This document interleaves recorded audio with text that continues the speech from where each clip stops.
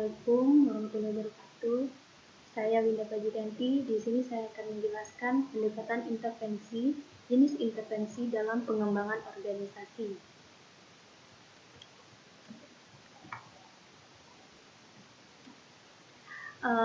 Ada beberapa ahli yang mengemukakan tentang pengertian dari intervensi tersebut.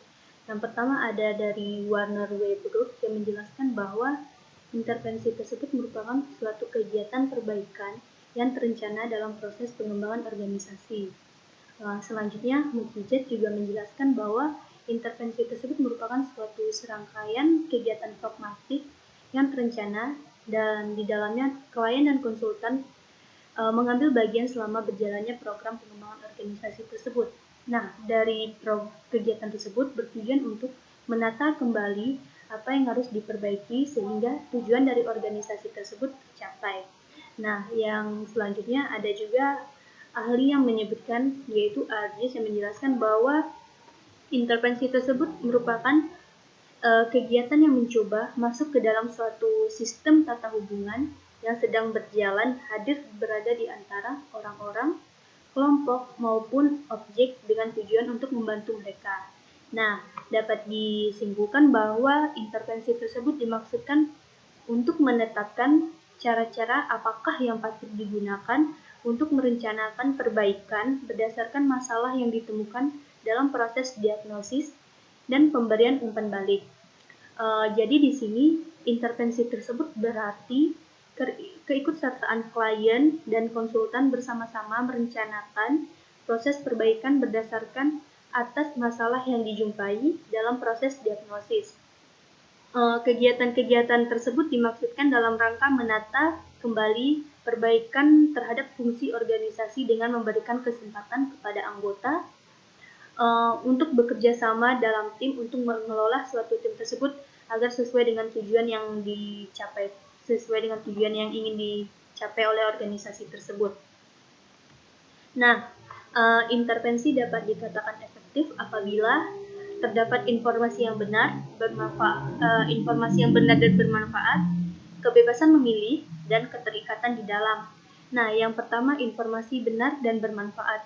Adapun maksud dari informasi yang benar adalah informasi yang nyata terjadi di dalam organisasi, bukan hasil dari karangan klien ataupun konsultan. Lalu yang kedua, adapun intervensi yang efektif yaitu kebebasan memilih. Kebebasan memilih yaitu mempunyai kewenangan membuat keputusan terletak di tangannya klien. Dan yang terakhir, keterikatan di dalam. Keterikatan di dalam adalah bahwa klien mempunyai tanggung jawab untuk tetap terikat pada pelaksanaan dari rencana ataupun keputusan yang telah dibuat. Adapun klasifikasi intervensi berdasarkan target ataupun sasaran. Ada dua intervensi berdasarkan target dan sasaran. Yang pertama, intervensi proses manusia. Adapun maksud dari intervensi proses manusia tersebut adalah intervensi ini berfokus pada orang dalam organisasi dan proses melalui mana anggota organisasi mencapai tujuan organisasi tersebut, di mana dalam mencapai tujuan tersebut melalui proses seperti dari komunikasi, pemecahan masalah, pengambilan keputusan kelompok, serta dilihat dari bagaimana manajemen kepemimpinan dalam suatu proses tersebut. Lalu yang kedua ada intervensi manajemen sumber daya manusia. Intervensi manajemen sumber daya manusia tersebut di sini mereka meletakkan fokusnya pada intervensi yang digunakan untuk mengembangkan, mengintegrasikan, dan mendukung manusia atau orang di dalam organisasi tersebut. Selanjutnya kita membahas tentang intervensi manajemen sumber daya manusia. Di sini ada fokus dari dua metode perubahan yang ingin dicapai dalam intervensi manajemen sumber daya manusia.